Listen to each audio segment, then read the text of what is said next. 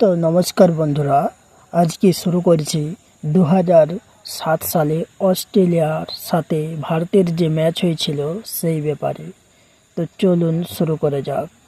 Australia ভেবেছিল খেলা শেষ, কিন্তু ভারত দেখালো আসল লড়াই কী জিনিস।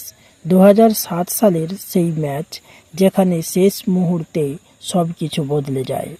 ম্যাচ শুরু হয় দারুণ উত্তেজনার মধ্যে। অস্ট্রেলিয়া তখন বিশ্বের সবচেয়ে শক্তিশালী দল, আর ভারত চাপের মধ্যে থেকেও লড়াই করার জন্য প্রস্তুত।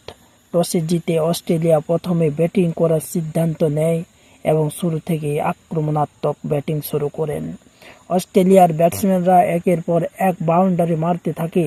ভারতের বোলাররা চাপে পড়ে যায়। স্কোর বোর্ডে দ্রুত রান বাড়তে থাকে এবং সবাই ভাবতে শুরু করে এই ম্যাচ হয়তো অস্ট্রেলিয়ায় জিতবে। কিন্তু এইখানেই বদলে যায় ম্যাচের গল্প। ভারতের এক বোলার হঠাৎ করে ম্যাচ ঘুরিয়ে দেয়। একটার পর একটা উইকেট পড়তে শুরু করে।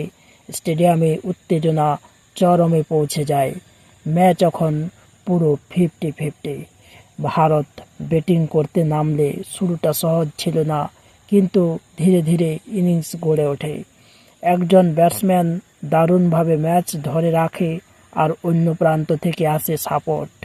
দর্শকরা দাঁড়িয়ে গিয়ে চিৎকার করতে থাকে। শেষ কয়েক ওভারে ম্যাচ একদম টান টান, প্রতি বলে বদলে যাচ্ছে ফলাফল। শেষ ওভারে দরকার কয়েক রান, সবাই নিঃশ্বাস বন্ধ করে দেখছে, আর তারপর সেই শট বল সোজা বাউন্ডারির বাইরে। ভারত জিতে যায় সেই অসম্ভব ম্যাচ। যেখানে সবাই ভাবছিল খেলা শেষ, সেইখান থেকে শুরু হয়েছিল আসল লড়াই। তাই বন্ধুরা, এমনই আরও ক্রিকেট স্টোরি দেখতে চাইলে চ্যানেলটা সাবস্ক্রাইব করে দিন, আর ভিডিওটা লাইক করতেও ভুলবেন না। আর কমেন্ট করে জানাবেন 2007 সালের ম্যাচটা কেমন হয়েছিল। তো থ্যাংক ইউ সো মাচ।